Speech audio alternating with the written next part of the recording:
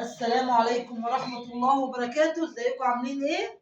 النهارده فطرنا 9 يوم رمضان اهو. انا طبعا كنت راجعة النهارده طول النهار في المستشفى عشان بيغير على الجرح وبيشيل السلك، فما قدرتش الصراحة اعمل اكل كتير يعني.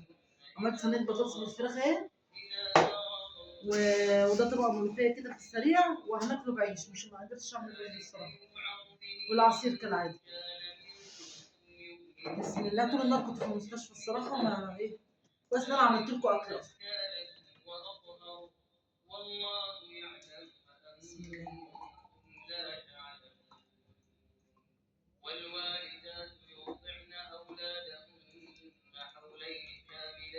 تاكلوا بقى البطاطس بالعيش، ملوخية اهي، دي ملوخية ناشفة.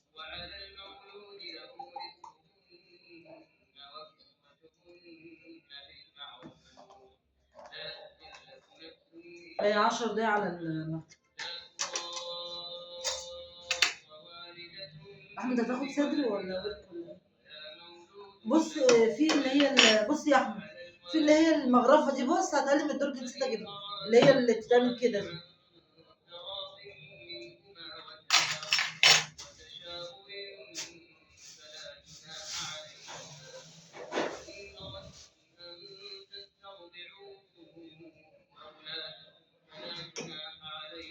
لا مش دي يا بابا، دي الكماشه، المغرفه اللي هي المؤيد اللي بتتعمل كده، عشان بيها المكرونه والبطاطس والحاجات دي.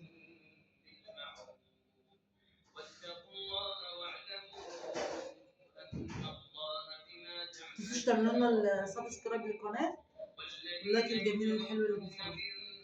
ايوه تسلم ايدك يا احمد، شكرا. بسم الله.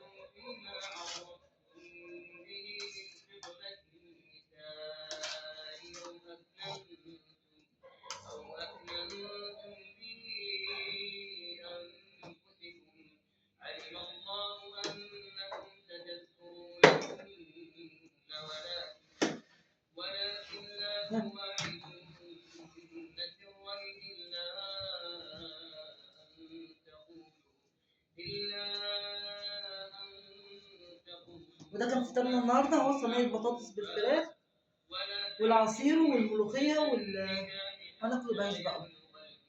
الحمد لله، الف حمد والف شكر لك يا رب، شكرا. اشوفكم على خير يا رب. السلام عليكم ورحمه الله وبركاته.